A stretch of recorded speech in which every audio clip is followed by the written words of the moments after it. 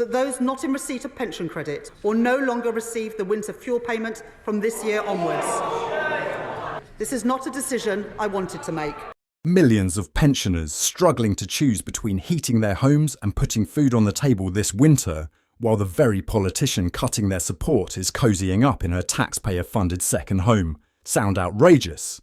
Well, that's the reality with Liz Kendall, the Work and Pensions Secretary, under fire for claiming up to £350 a month in energy costs, paid for by you, the taxpayer.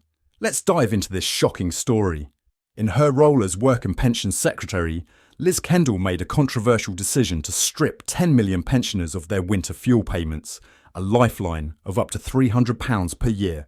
Meanwhile, she's been claiming thousands for her own energy costs, covering her second home in Leicester West, all while living in a luxurious £3.9 million townhouse in Notting Hill, London.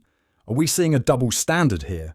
Documents show that between April 2023 and July this year, Kendall claimed a staggering £3,810 in energy expenses. In 1 month alone, she charged the public purse £352 for her utility bills. Yet, her decision to cut these winter fuel payments is expected to push 100,000 pensioners into poverty by 2027. How is this fair? Critics across the political spectrum are calling it out. Reform UK leader Nigel Farage slammed the hypocrisy, vowing not to claim a penny for his heating expenses. Conservative MP David Simmons didn't hold back either, labelling Kendall's actions a kick in the teeth for struggling pensioners. And campaign groups like Silver Voices are demanding an immediate reversal of this so-called cruel cut.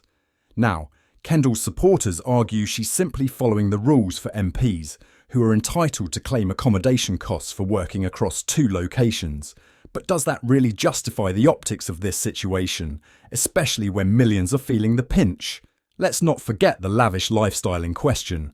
Kendall's main residence in Notting Hill, a 4-bedroom townhouse with gilded interiors and grand fireplaces, is the stuff of real estate dreams. Meanwhile, pensioners, many living in modest homes, are being forced to turn off their heating this Christmas. So why did the government decide to cut winter fuel payments for millions? According to Prime Minister Keir Starmer, it was a tough but necessary choice to plug a £22 billion financial black hole inherited from the previous administration. He claims the savings are being redirected to critical services like the NHS and schools. But is this the right way to balance the books? This isn't just about one MP's expenses. It's about priorities, fairness, and the trust we place in our leaders. What do you think? Should MPs like Liz Kendall be held accountable for their spending while millions are left out in the cold?